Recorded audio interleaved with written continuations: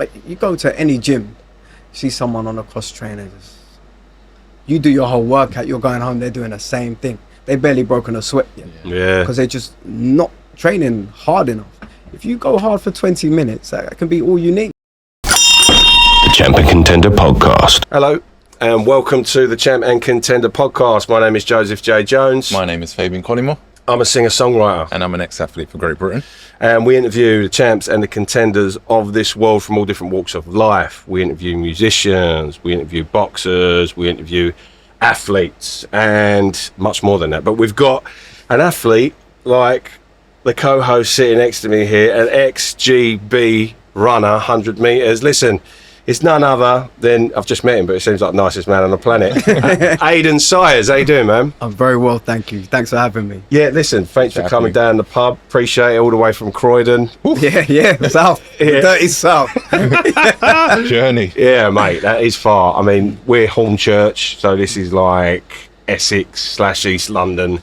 So I appreciate you come down the pub. I'm going to stop waffling on. Listen, tell us a little bit about yourself. Tell us who you are and what you do.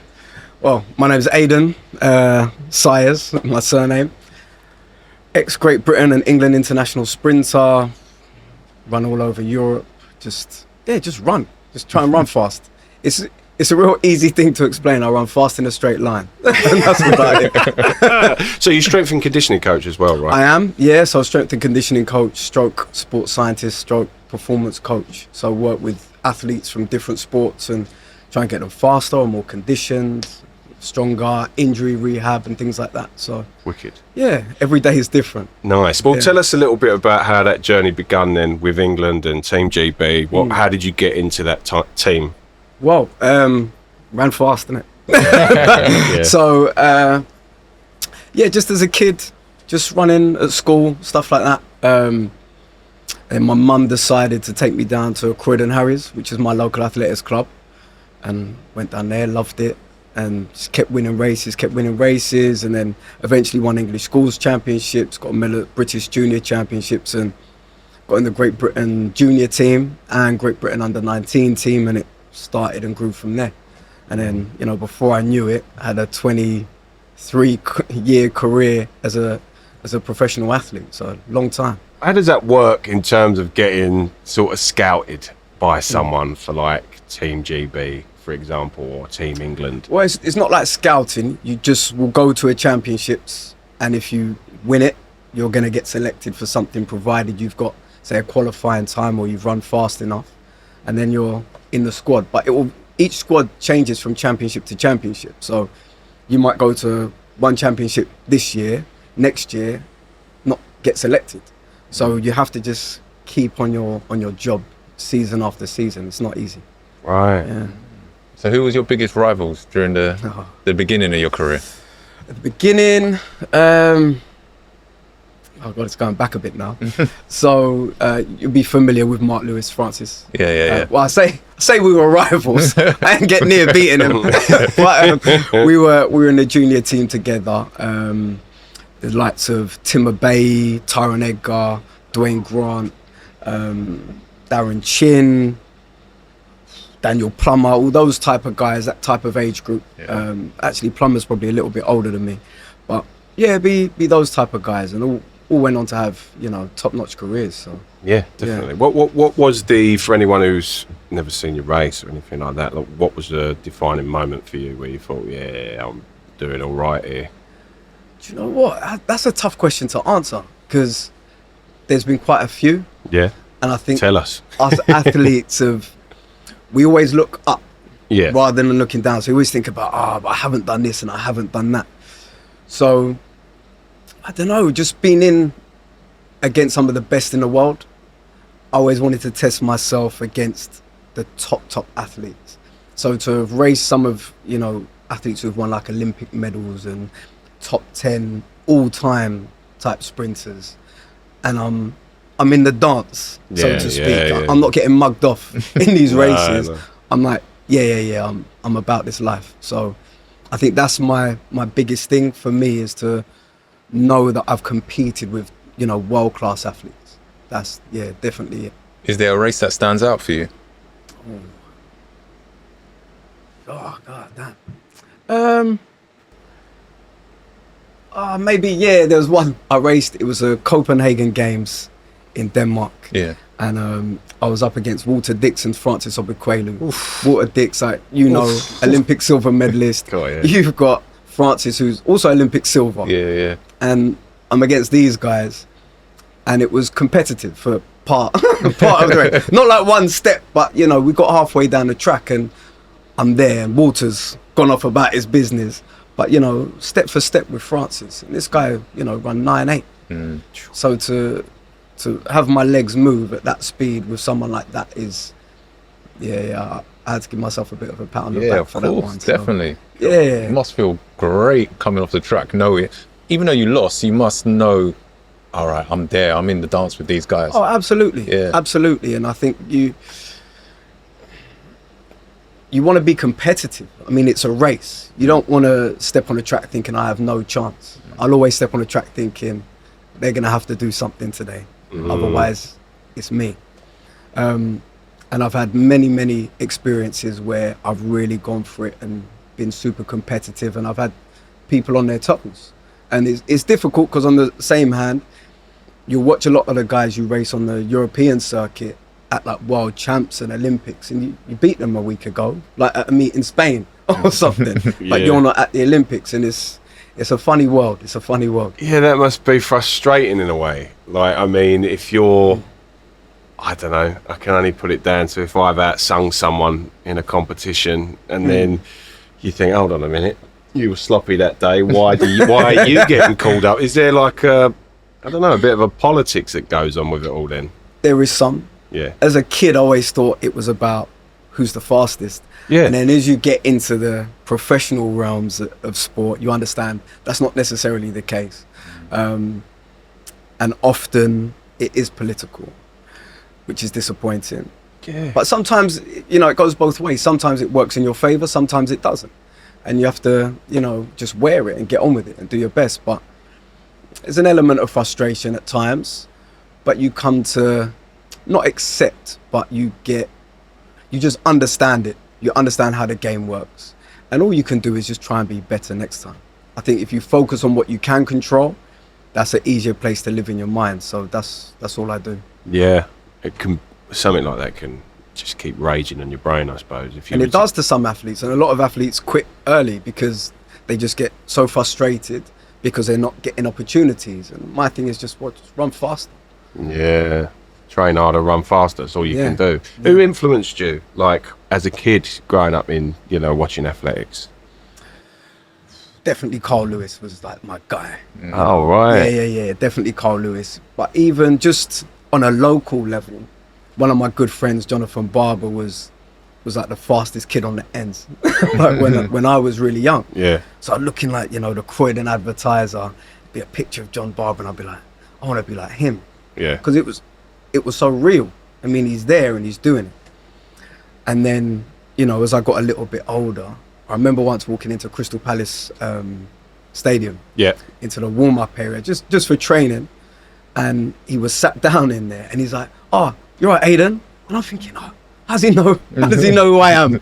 Wow. And then super friendly, and we've been the same ever since. He's like one of my closest friends. Wow. So just trying to emulate people like him, and just where I grew up, everyone's just so fast. So you're getting pushed because the levels are so high. I mean, our English schools team, apart from one guy, was the Great Britain junior team. Same thing. Wow. Which is absurd. Wow. So three of us ran for Surrey, and all running for Great Britain. Yeah, you was a Surrey team, innit? Yellow. Yeah. Yellow. That's Yellow and red, right? Gold. Gold. Oh, Gold. Those gold batty shorts that you used to give us. But we were Surrey. Yeah. What was you? I was Essex. Yeah, but what was your colours then? Mine was maroon. Maroon and yellow. Say claret. They were gold. Yeah, gold. Yeah. All right. We won. I think we won a gold as well in the relay. But your relay team was another level every time. Man. Yeah, gold. yeah. He was but it was the GB team. That's why. So we couldn't be challenged on the relay. I mean, we were winning it by like 50 meters. Well, London was good as well, though. It was London, West Mids, Essex, Surrey. Yeah. That's it. No one else is in the dance when it came to the sprints. Yeah. They're fully loaded. Yeah. So yeah, no, good times, man. Oh, wicked. Have a good time. Reminiscing. Tough times. Did you two ever come up against each other?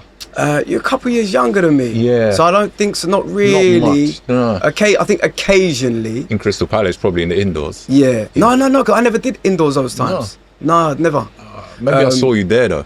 Definitely saw you around. Yeah, Definitely saw you around. Yeah. But I think our ages just missed a little bit. Yeah. Okay. Crystal Palace, I used to love running there. That is iconic. Oh, I hope it hasn't changed. It's just a bit dilapidated now. That's fine. It's struggling. It was struggling then. It needs a paint job, so to speak. It needs everything. But apparently they're looking to invest, so we'll see. That'd be great. Yeah, it'd be nice because it's got the infrastructure is there for it to be quite a superior facility if it wants to. So we'll see how that works out. Okay, so how did your track and field experience shape what you do now, like in terms of strength and conditioning coaching? Definitely due to my sort of failures in terms of like injuries and disappointments and setbacks, and trying to ensure that other athletes don't go through the same things and don't make the same mistakes. Right. So that's what inspires me and drives me when it comes to my coaching, and looking at all the intricate details of how somebody moves, their training program, their recovery strategies, and trying to put it all together in a sensible way that works for them so they can flourish. Because nothing frustrates me more than, someone not fulfilling their potential. So you got many different facets to your game. It's ex-sprinter, S&C coach, sports science. What else? I think that's it. That's it. You think?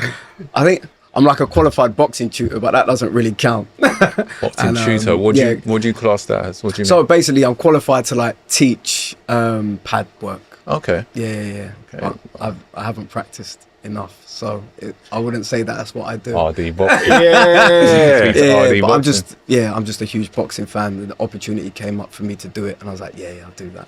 Because you work with what's his name? Ellis Trowbridge. Yeah, and the girl, what's her name? Victoria Mihalik. It's Victoria. Victoria, yeah. Okay, yeah. I was trying to say it this morning. I was like, yeah. She's doing well. She's doing well. She sparred with Ramla Ali today. Oh, really? So yeah. So she's getting her ready for a world You're title. old, Yeah. You So how'd she get on with that? Yeah, good. Yeah. But you can't speak on these things too much. Okay. But yeah, she's doing her thing. Oh, that's So brilliant. it's good. And Ellis has been, on the Team GB for a little while now and doing his thing. So getting ready for the World Amateurs in September. So Oh, amazing. yeah, big opportunity. Big opportunity. So I could see a future contender for a certain titles or Yeah. He's got it. Right. So- What weight is he?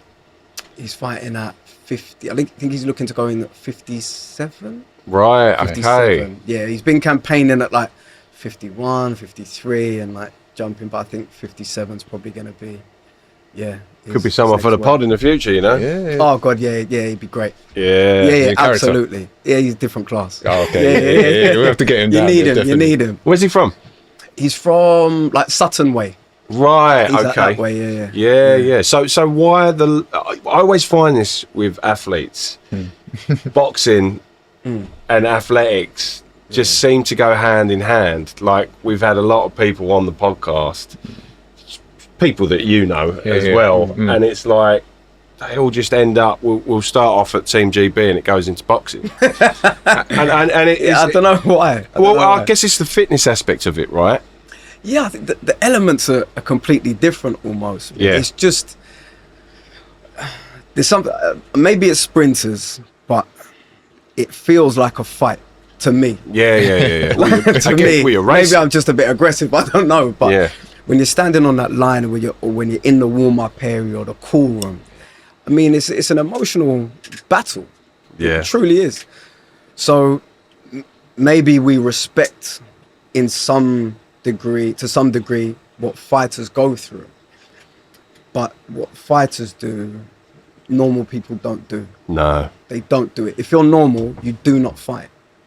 And these guys are just, they're built different. Guys and girls who compete in a ring it's something else. It's like they have to have everything, boxers. Like, in terms of, you were training a certain someone, and, you know, they're doing sprints, but they can do long distance as well, which, and then you think they're doing boxing, and then probably doing yoga and stuff like this on the side, and it's like this amalgamation of everything, I suppose. Then their gym work. Yeah, then their gym work, strength and conditioning in general. Like, that must be insane. Like, I couldn't even imagine. Like, I know I'm talking to two runners, but I can't stand running. Like, I've got feet like that, you know, like, it's like running on cement, like 2 cement block feet.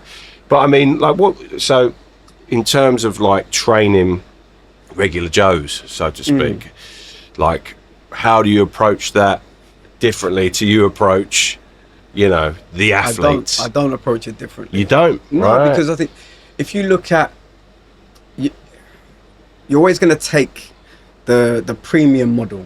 So you look at sports, and that should be the benchmark of, okay, what does speed look like? So you look at sprinters. What does flexibility and mobility look like? So you look at gymnastics. So you take elements of those things and you simplify them down, and then that provides your base for training. So I'm not expecting someone to be Usain Bolt, but can you do some sprints? Because it's optimal performance type stuff. If people can sprint, that's about as fit as it gets. If you look at, you go to any track meet and you see sprinters, they look $1 million most of them. Yeah. Whereas, you know, you watch the London Marathon and you got people that you know that have never exercised, trained for a few weeks and can do it. But ask people who've never sprinted to go and sprint. Let's see how much fun the hamstring sniper has. It'll be popping hamstrings all over the place. Yeah. So it's a different thing. If you can propel your body at maximal velocity, regardless of what your velocity is, that's a serious thing. It's a serious thing to be able to do. So if you can start to give people a type of training that can facilitate that happening, they're winning. They don't have to become, you know, a professional athlete, but the principles are there for them to build from. So I don't approach it differently. I just simplify it. Yeah. Because, you know, exercise is exercise. Yeah. Regardless of what level you do it. Athletes have gifts that most people don't have. So, all right, if they're doing their plyometrics, it's probably going to be better than most people. But that doesn't mean someone can't do a standard box jump, some standard plyometrics. Of course, that's what people should be doing. So, yeah, so I don't really approach it differently. I just make it manageable. That's all. But it'd be the same for any athlete. Even certain athletes have different qualities. So, you know, some of them aren't very good at running. So you have to work at it and build it and gradually give them those incremental improvements through their career. What's your favourite thing to, you know, teach, coach? I like the speed stuff. The speed stuff's really good. But at the same time, sometimes it's injury rehab and just getting someone back, because I come in, once their physio says they're okay, that's, now we can get to it. Because most sports people, when they have an injury, don't go through the necessary steps to get back. You hear it all the time. They go, I wasn't the same after that. Or pulled my hamstring, it was never the same. It's a load of rubbish. Unless there's a real structural issue, you should be able to get back. But it's doing the right things and understanding how to do it, following the biology, and that will lead to your full recovery. So is this all from your career, having injuries, you wanted to do this? Wasn't what I wanted to do, it just came to me. Because I had so much frustration throughout my career with injuries and getting the wrong advice, the wrong treatment, and it just stifled me at so many different points throughout my career, and I had to go and figure out a lot of this stuff myself. Really fortunate to have relationships with some amazing physios. A lot of them I met a bit too late in some respect, but nonetheless it was an amazing experience for me, because they provided me with so much knowledge and insight into what really needs to be done. And it changed my life in terms of, being able to come back. And I've had quite a few career-ending injuries. Still sprint now. Yeah, I see you the other day. Yeah, no problem. So it's just, I think the last big injury I had, the guy was the first physio I saw said, nah, that's it, you'll never run again. I got a second opinion. He said the same thing. And then I went to see my guy who's, when I'm really in trouble, I go and see him. And he was like, it's not looking good, but let's try this. And I did everything he told me to do, and I got back. What's one thing that surprised you then, that you never thought you'd get this back working? Like we spoke to Mark Tibbs, and he talked about Dillian White hit him so hard in his shoulder that it affected his arm, and he was told by 2 people, wasn't he, that you're going to need, like doctors, you're going to need surgery. Yeah. And then he was just told by someone, you try band work. And he'd done that for 6 months, and his arm's never been better. Like, is there anything that surprised you along your journey talking to these people? Not necessarily surprised me, but educated me. Yeah. And informed me. It's like, oh, that's what you do. Oh, back in the day, they'd be like, if you had a grade 2 hamstring, 6 weeks. No, you can be back in 10 days. Really? On the money. Yeah, if you do the right things. Wow. So what would be the right things? So depends what you have access to, but the first thing is movement. Get back walking straight away, because hamstrings lose their strength super fast. Yeah. So if you don't do any hamstring work for like a week, your hamstrings are starting to struggle. So you have to get back to your walking, do as much as you possibly can.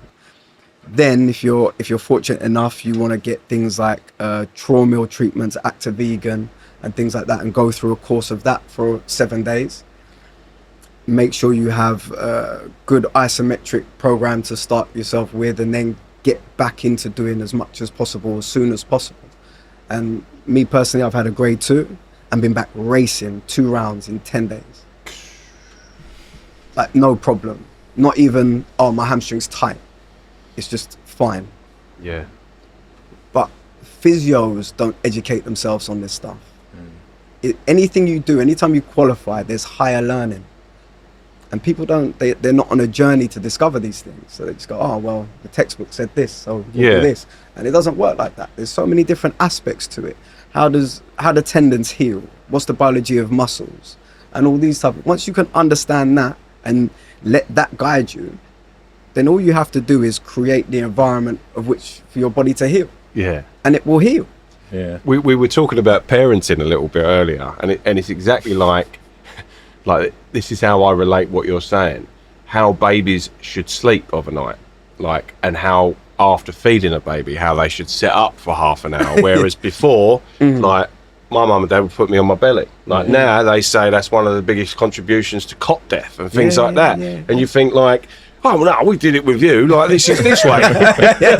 You're fine. Look at you.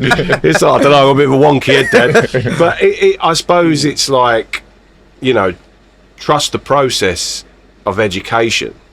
Go along. Yeah, to a degree, because education will tell you some things that aren't necessarily true. Yeah. So you have to understand it. You have to look into these things and delve into what's happening and how a body heals. And for example, with tendons, after a certain amount of time, is it 9 weeks, it's almost like they take a huge step back in their recovery. So you've got to have a light week. If you push too hard at certain times, you're going to ruin yourself forever. So it's that kind of attention to detail when you're talking about recovery. And most people don't. No. And that's why they don't come back. And footballers are the worst for it. They pull one hamstring and they talk about they lost speed. Have you done sprint training? Have you gone through a full sprint rehab program? And I don't mean to get back on the pitch, because you see it all the time. Saka. Yeah, so that incident. Yeah. Players have a hamstring injury and they're back playing in 3 weeks. Okay, so the muscle's healed, but is it strong enough? is the nervous system recovered? Because the nervous system takes longer to recover. Yeah. So, and then you see them, their hamstring goes again and again and again and again, and as the scar tissue had a chance to relay itself properly by going through a full strength conditioning program. Because 3 weeks is not long enough. Adaptation, we know, takes 6 to 8, 10, 12 weeks. So how are you getting back in 3? At that level, if you don't have the strength in the first place. So you have to, sport is an interesting one, and it's not always what it seems. I know you're an Arsenal fan. I'm just going to go on last season. There was probably about 8 hamstring injuries throughout the season. What do you think that comes down to? You can only speculate because, I'm not privy to what goes on at the training ground, so it's just guesswork. Because professional courtesy, there's strength and conditioning coaches and physios. I wouldn't want to disrespect anyone. At the same time, the things I would look at is, what are their loadings like? That would be the first thing I'd look at in terms of sprints in a game, impact injuries, all of these things. What are they doing in the build up to games? At what point did they get the injury? Was there an element of fatigue there? Is it more tendon part of the muscle? Is it muscle belly? These type of things. So once you've got that information, you can start to build a picture of what's going on. But it would seem to me like the hamstring protocol and the sprint protocol maybe isn't where it needed to be at that time. Maybe. As a West Ham fan looking on at Arsenal, right, let me just say this, and this is coming back to what we're talking about. The mental muscle as well for the stress to win a Premier League must be incredible, and they must push themselves to a moment past exhaustion to be like, I've got to do this, because if we don't, we're never going to do it, and we love Arteta and we want to achieve this goal. I mean, how, we was talking to a guest previously about the mental muscle, and he really says it played a major part in all of his injuries that he's got.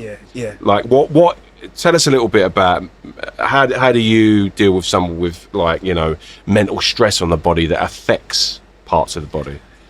It's part of being an athlete. I think often people, the public, the media confuse sport with fitness and health. No, it's not. It's the extreme end of the continuum. So sports people do extreme things. That's the nature of the beast, so to speak. So athletes and sports people do have the ability to push themselves beyond the normal parameters. So most athletes are in a state of fatigue. No one's fresh, not at that level, not really. So it's how do you manage it and manage your way through it. In terms of mentally, having things like meditation, mindfulness, family time, all of these things can help. But sport is sport. It's not for the weak-minded. You have to go. Whether you're feeling 100% or not, you got things going on at home or, outside of your sport, get on with it. Nobody cares. It's not good for people's mental health. But sport's not about mental health. It's just not. Sport is about performance. It's about winning. It's about championships. It's about medals, trophies, regardless of what sport you do. It's our own personal responsibility to take care of our health mentally and physically. Cannot rely on anybody else. So our players, away from training, doing things that help them recover. If you're a Premier League player, there's no excuse in terms of having the resources. So you've got to make sure you tap in to these things that are accessible and relatively inexpensive.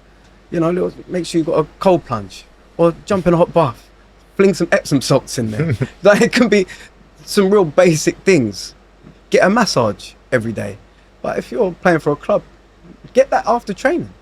And little things, making sure you're eating well. But the Premier League, they've got chefs. Every calorie is counted. Every grain of rice is accounted for. Oh man, could you imagine? Oh mate, they'd shed the pounds, and I'm sure they'd find me a beer and find a drink and all that. Have you read? I suppose you guys haven't been Arsenal fans, but Paolo Di Canio's autobiography. No. So he had this, I think it was calf injury that would follow him around throughout his entire career. So like we're talking days of Lazio and things like that. And even while he was playing for us, he would get injections in his legs all the time. And then one day, it's like nothing's working for me. He was ready to like throw in the towel and whatever.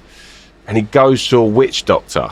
And I think what they do is they make this slight incision in his calf and put this medicine or whatever, like herbs and stuff like that, and rub into it. And I think what it did is, what he was getting at is it opened this mental thing in his head. Like they're trying something completely different that I don't understand.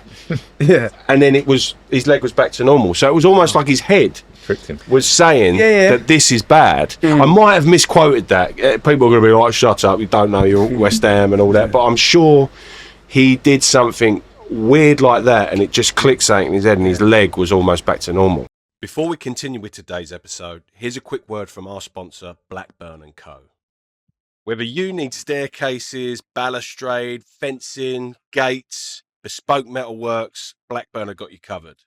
And they offer a friendly and professional service. At Blackburn & Co, metalwork runs deep. This family business spans 3 generations of skilled smiths, passing down traditional blacksmithing techniques and transforming them into modern welding and fabrication. It's heritage you can trust, built into every piece they create. They work with metal because it's reliable, and their customers choose them for the same reason. Fully insured and proudly accredited by CHAS, Construction Line, SMAS, and Safe Contractor, Blackburn & Co deliver work that's as safe as it is solid.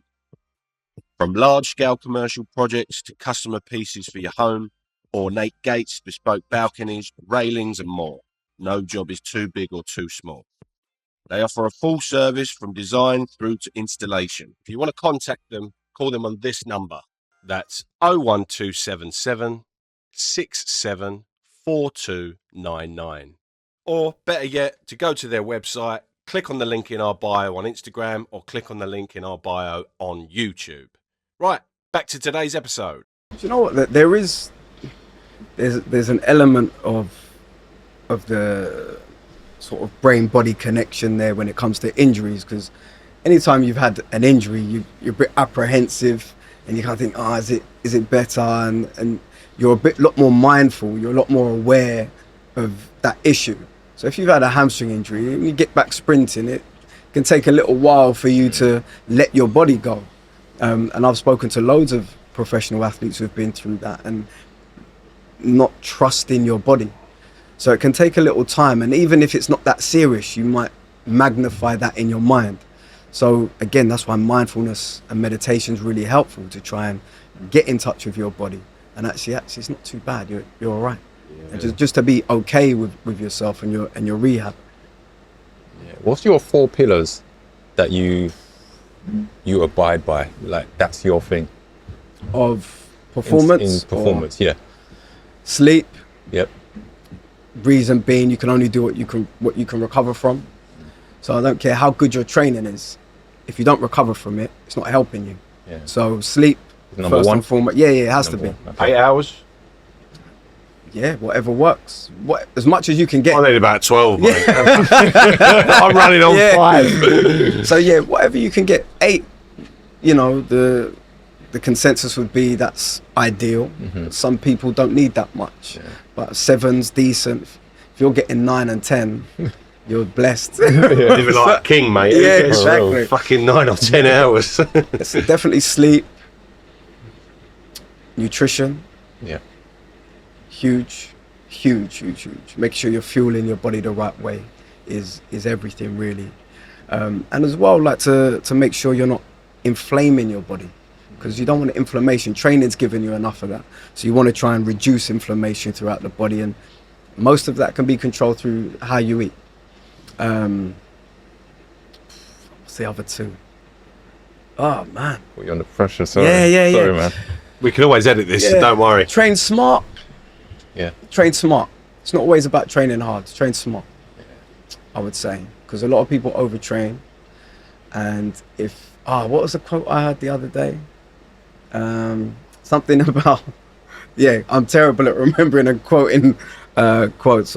So something, if hard work was what it was about, the donkey would own the farm. Something like that. Yeah. Something, words to that effect anyway. Loads of people train hard. So what? First and foremost, be good enough. Start with that. And then improve. Just focus on getting better. Not flogging yourself and being able to recover. So you always go back to that recovery. And the fourth one, mindset, man. Yeah. Mindset is everything. If you don't believe it, if you don't have confidence, it's long.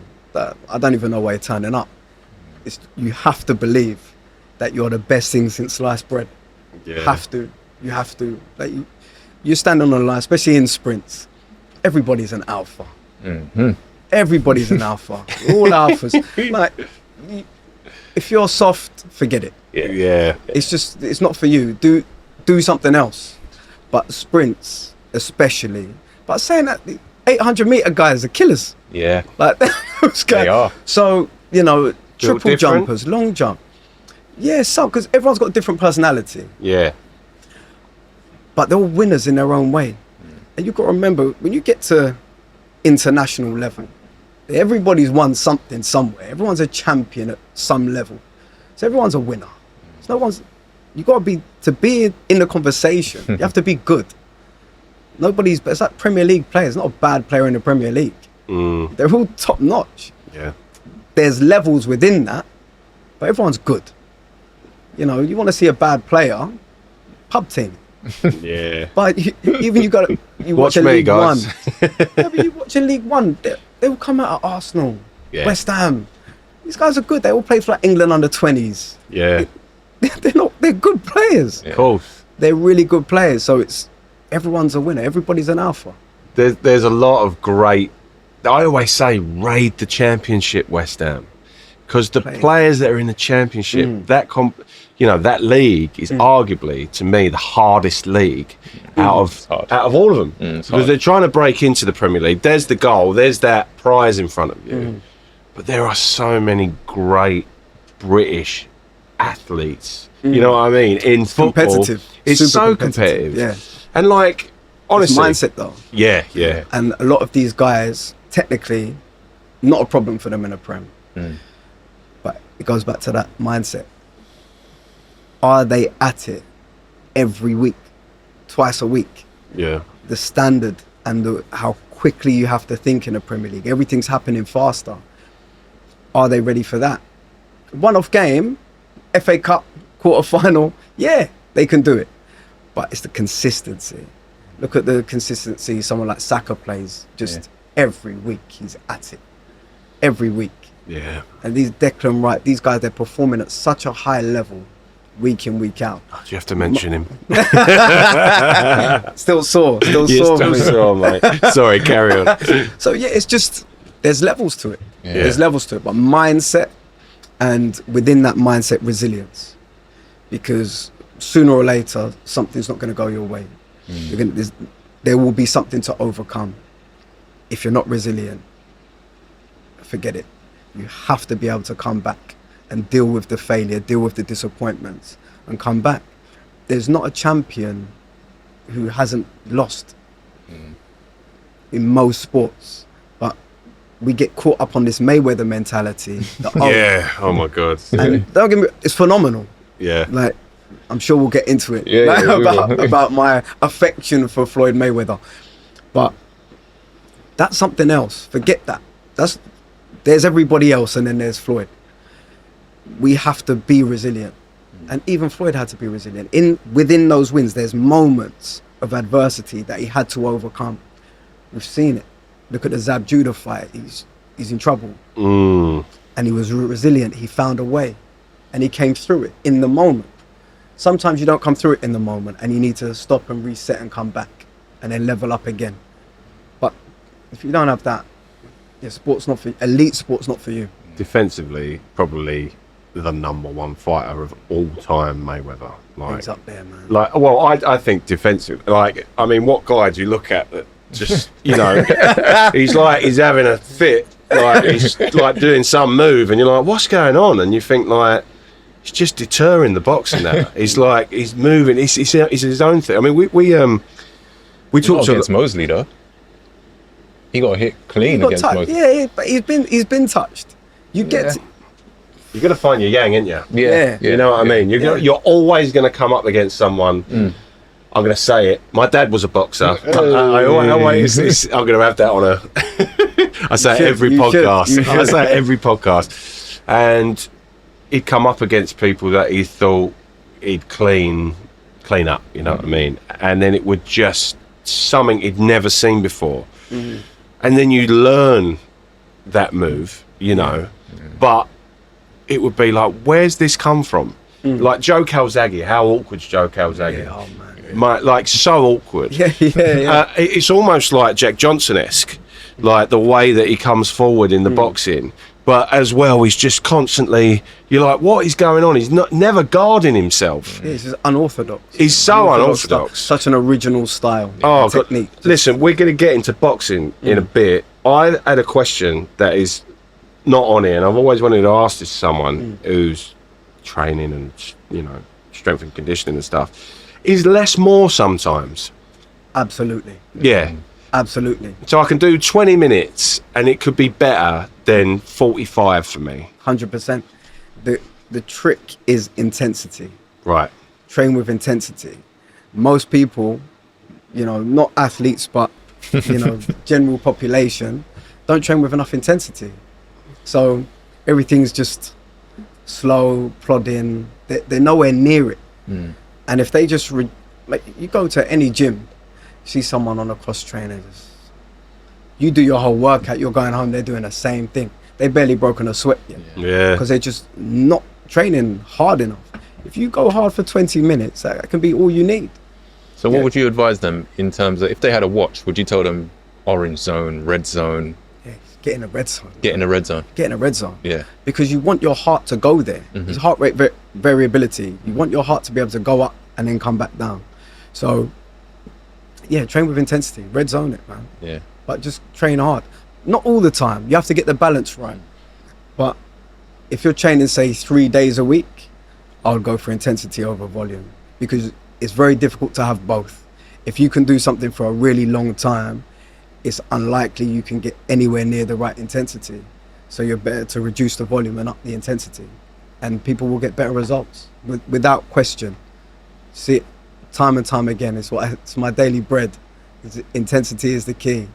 And again, some things require volume. You know, if you're training a boxer, there needs to be an element of volume in their work. If they're training for 10 rounds or 12 rounds, for example, you have to have the stamina to be able to do that. At the same time, per round, you need to be able to go at the right intensity. So then you have to get the balance right.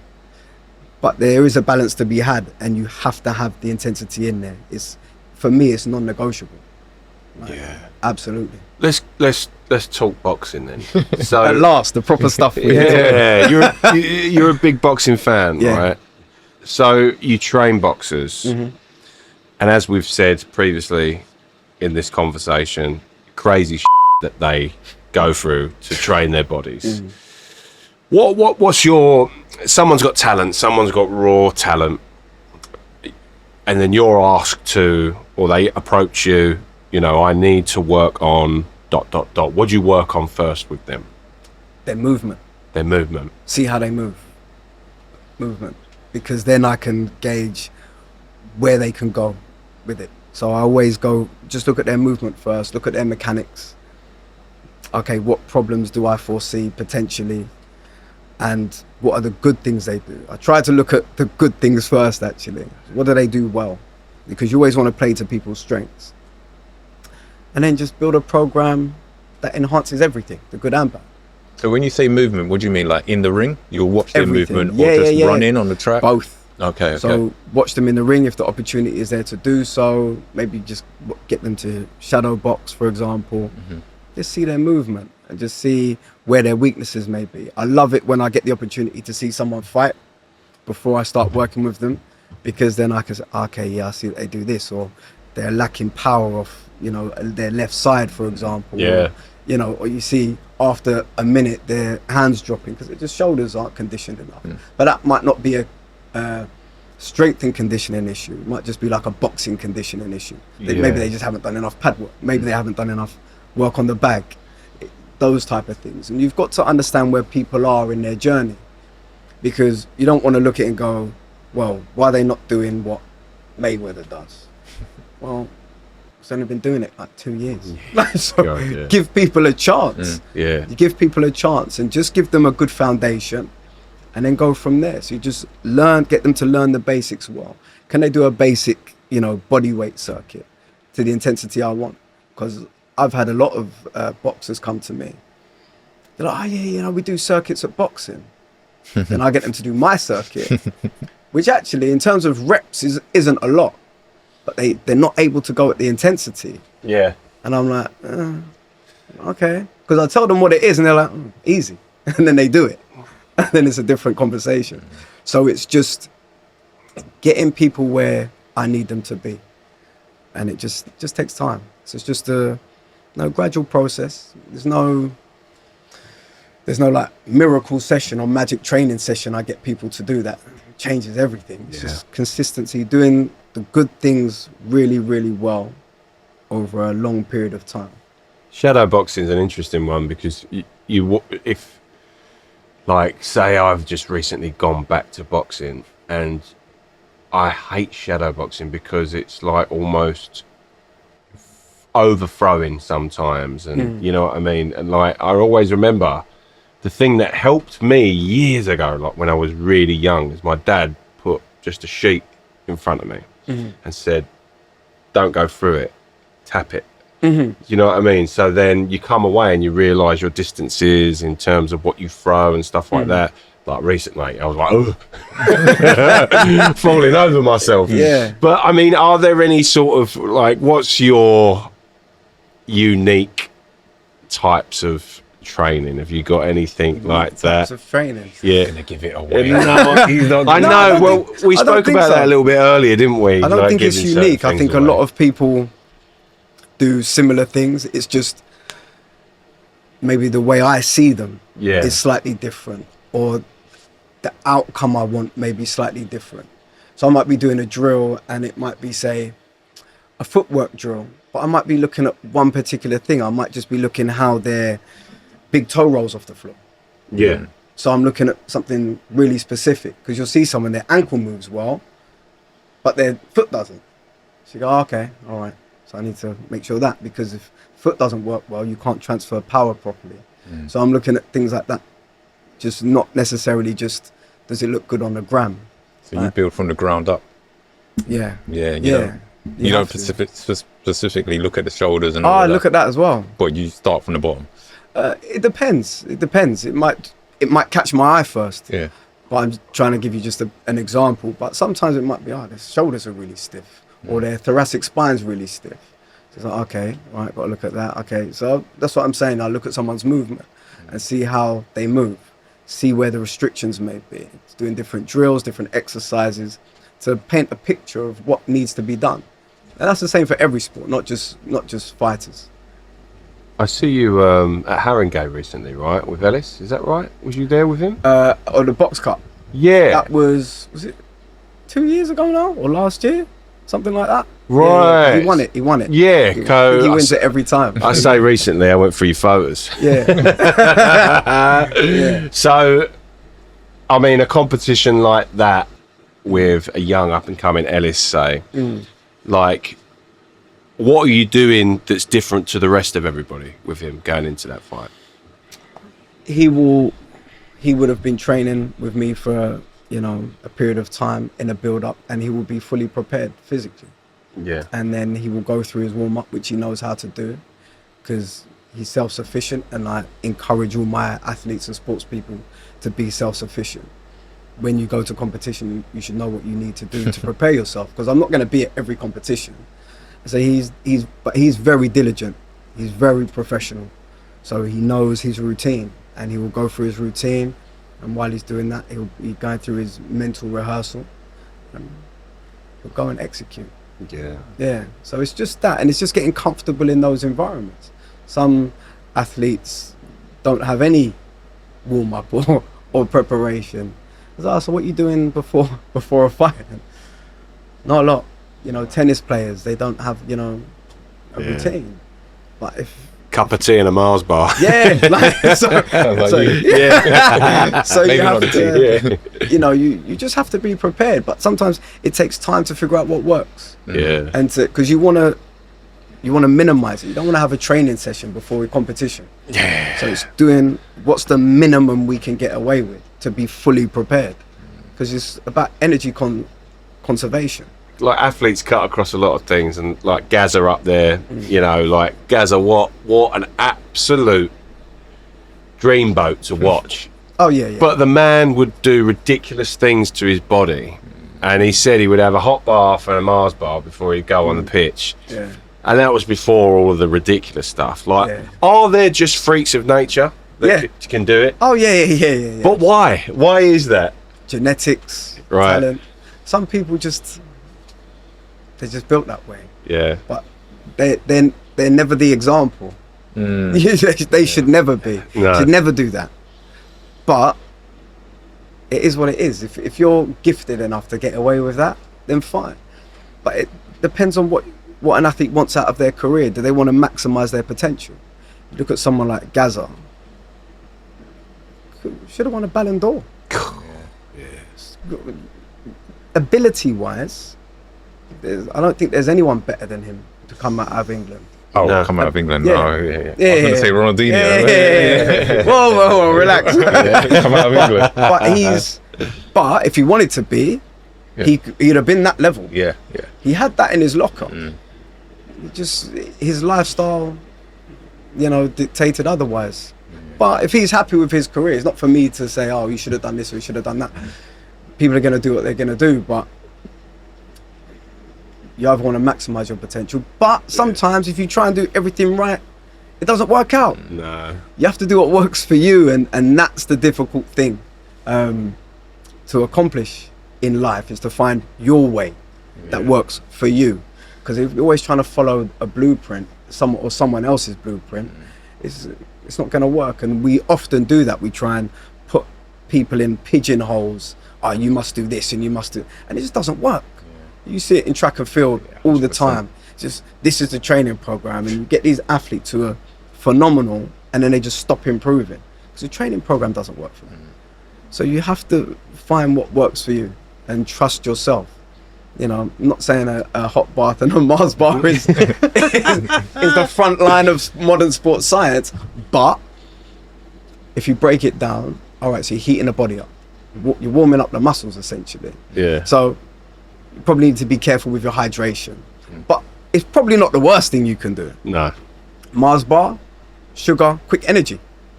Is that bad on a match day? Probably not. No. So, it's all right. Give or take. You just give or take. Seen worse. I'm glad, so I can carry on. So you've been working with hockey players as well. I've been seeing. Yeah. The D1 hockey player. Yeah. What is that like? Oh, yeah. It's a field sport, so it's just again change the direction. Yeah. You know, top speed, but speed kills. So I don't care what sport or what event. The faster you are, the better. Yeah. That's it. You just have to make sure you don't train these people like they're sprinters. Yeah. Because for as much as you improve their acceleration, they have to have the capacity to decelerate and change direction. If you can make someone so much faster, but if they can't stop and turn, you're putting them at risk. So you've got to look at, you know, for example, if you're improving someone's speed, like their straight line max velocity or their acceleration, how long does it take the tendons to adapt? Because the nervous system will adapt relatively quickly, so will the muscles. But then if you get them really fast and they go into games and they're producing a lot more force, can the tendons take the load? So there's a point where you're putting them at higher risk of tendon injuries when you're improving their speed like that. So you have to be really careful about how quickly you approach that speed, what time of year, you know, how long have you got to work with people? Because sometimes you can make people worse if you're not careful. So same principles apply. Speed, get them faster, get them more agile, build more physical resilience into them so they can play more. Okay. That's it. You want people to be able to do the thing, whatever the thing is, that's first. So anything that I do is secondary. Because the primary goal is to be good at the skill. So if you're hockey, you got to be good with the stick. If you're a football player, you need to be good with the ball. If you're a boxer, box. So I would never say to a client, oh, skip that and do my session. Don't be ridiculous. Like, that's absurd. Do your thing first. All my job is to allow their talent and their technique to flourish in the best possible way. But I don't make them great. I just make them able to do their thing. That's all. Well, talking about boxers and all these wonderful athletes, we've got a little game called Shot Stopper. All right. Now, I don't know if you drink.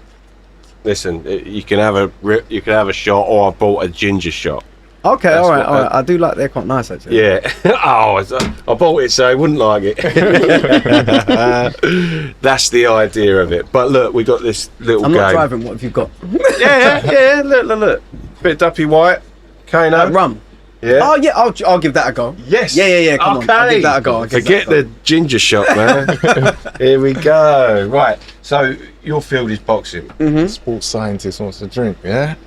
Yeah, why not? Yeah, You why gotta get the balance right, man. Yes, It's true. yes. So we've gone on welterweight based boxing. All right. Okay. Yeah. So Shot Stopper is a game. Let's say, for example, let's go to heavyweights. I'm going to go Muhammad Ali versus Joe Frazier. I'm going to go Muhammad Ali. And then all of a sudden I go Muhammad Ali versus Tyson Fury. I'm going to go, it's personal preference. So I might go, hold on a minute, he done that. Both had massive comebacks, or both done this, or I can't choose. Shot. All right? Okay, all right. And then yeah. it restarts the names. All right, go on. So, You go first. yeah, I know. This is... So, Echo Esserman and Lewis Crocker.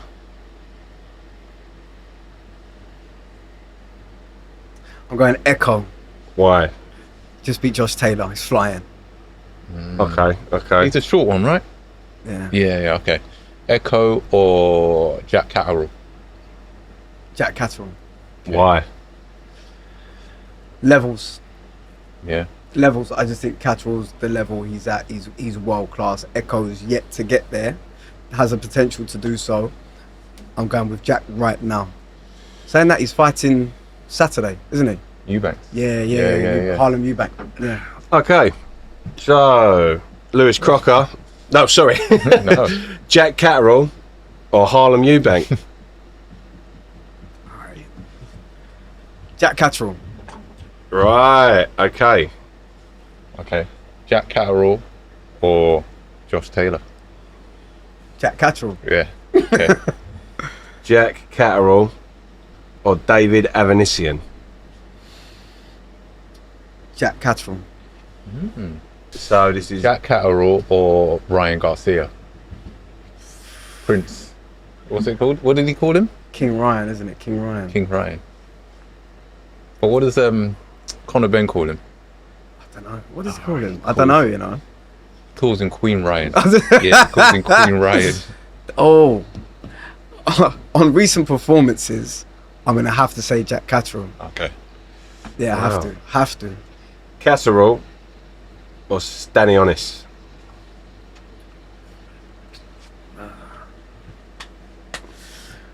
Stanionis only been done by Jaron Ennis.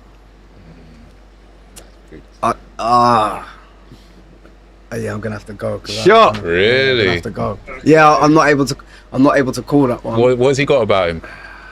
Great work rate, Stanionis. Yeah, Good yeah. Fights a good intensity, front foot. And I just Catterall at welter, I'm just not sure yet because he's just moved up, hasn't he? Yeah. And Stanionis has been a world champion at that weight, so we'll see. And he lost the belts to Won't do you Boots. dirty. Yeah, thank you, man. Yeah. Cheers. All right. appreciate it. Cheers. Right, here we go. That smells good. Good shot. Yes. Right. So there's a All shot right. there. So We're going Rowley or Brian Norman Jr. Brian Norman Jr. Yeah. Yeah, all day. Okay. right, Brian Norman Jr. or Mario Barrios. Brian Norman Jr. Really? Yep. Brian Norman Jr. or Manny Pacquiao. Brian Norman Jr. Right now, yes. Yeah, okay. Right now, yeah. Really? All time. Are we saying all time? Or right now?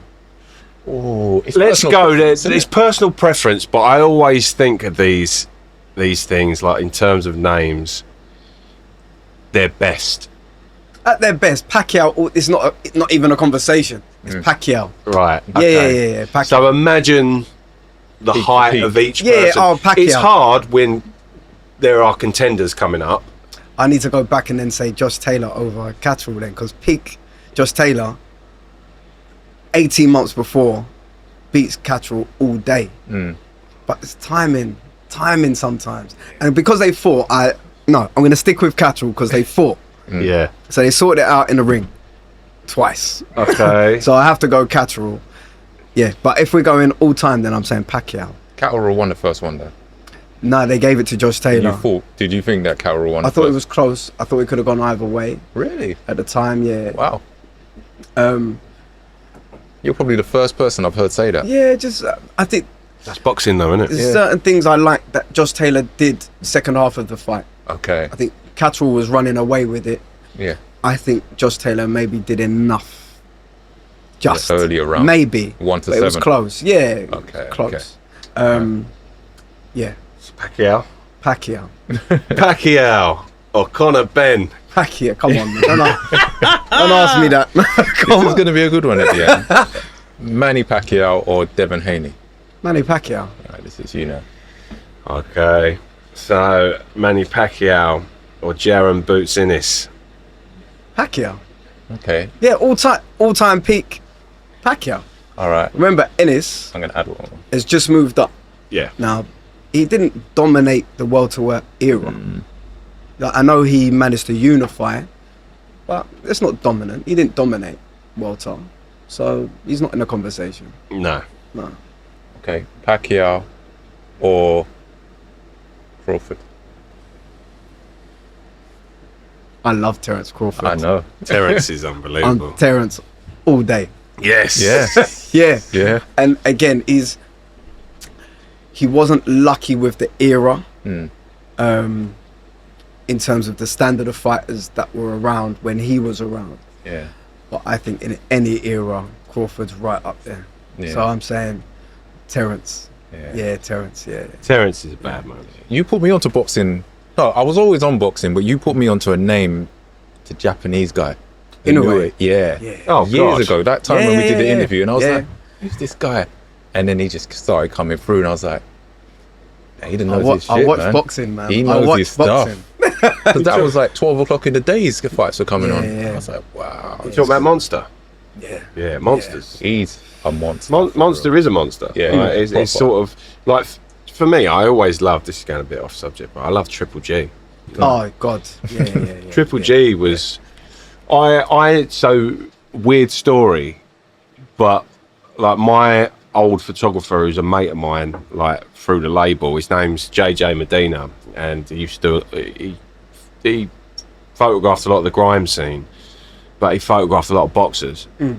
He spent a lot of time with Triple G, and he told me about Triple G before Triple G was the guy, right? He was like, he said, mate, you want to watch this guy's neck? And I was like, what do you mean? He said, watch this guy's neck. Just turned it on, just watching this guy.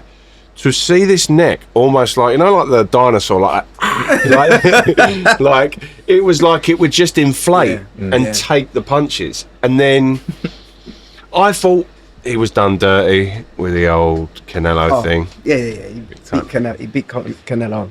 But First fight. why would you, like, I mean, there's a guy, I mean, we're getting into it now, Beef, as, you know, his whole juicing thing or whatever, it was beef.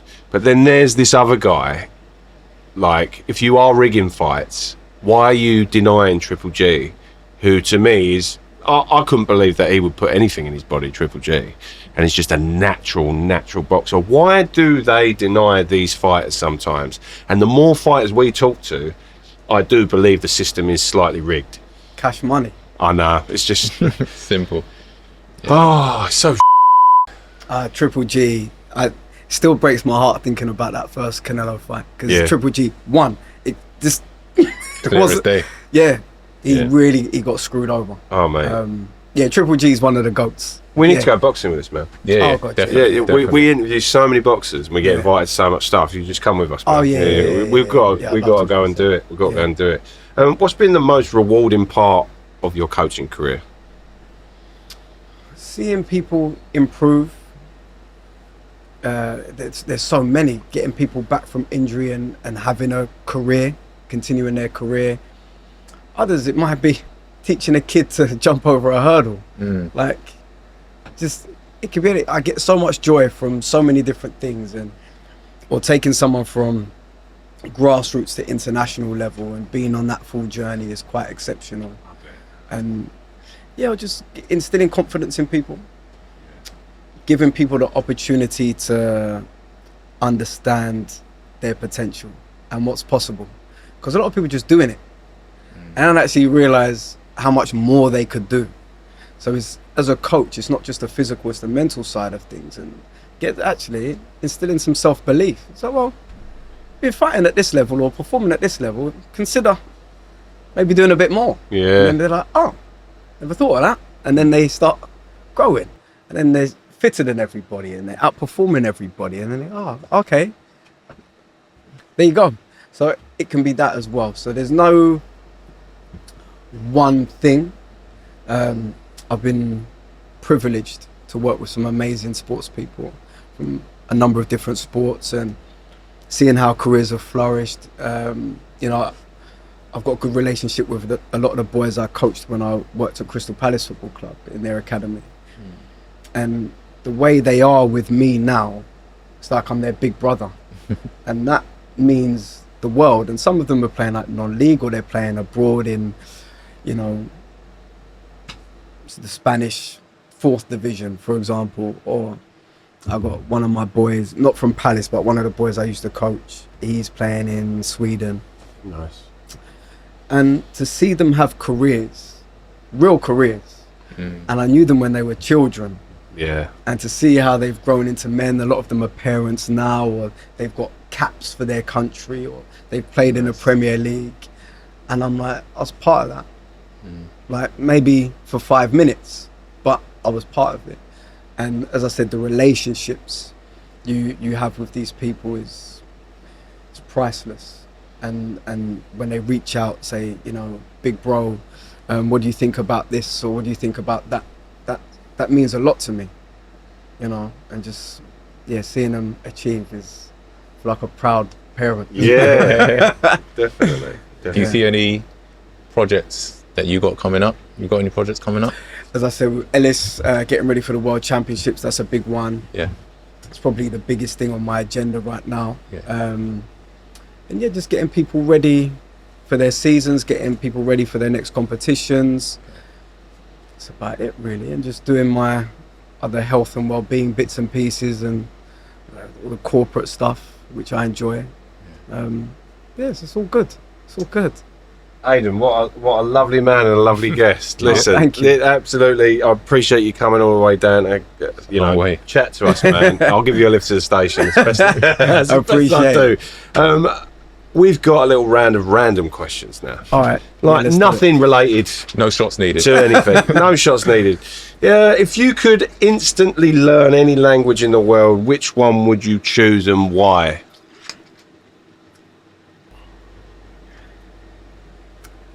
Spanish. Why? Senoritas. No comment. You said that, not me. No, I just thought it'd be good to be S&C coach for like Real Madrid one day or something. Why not learn Spanish? Yeah. Do you ever think it's too late to learn a language? Like, my missus went to me the other day, like, thought this was brilliant, and because I'm a musician, I loved it. Like, she's always said, I've never got any passions. Like, you always had your music, you now got your podcast, you always got. And then out of the blue, she texted me, she said, I want to learn piano. That's wicked. And I was so like, yes. And she was going, is it too late? I went, do you know what? Who cares? Have a go. Yeah. It's You not know? too late. It's not too late. It's never It's too not late to have a go at the old It's not too Espanol. late. Yeah, you never know. I might do a bit take a holiday to Alicante or something and go back to Marbella.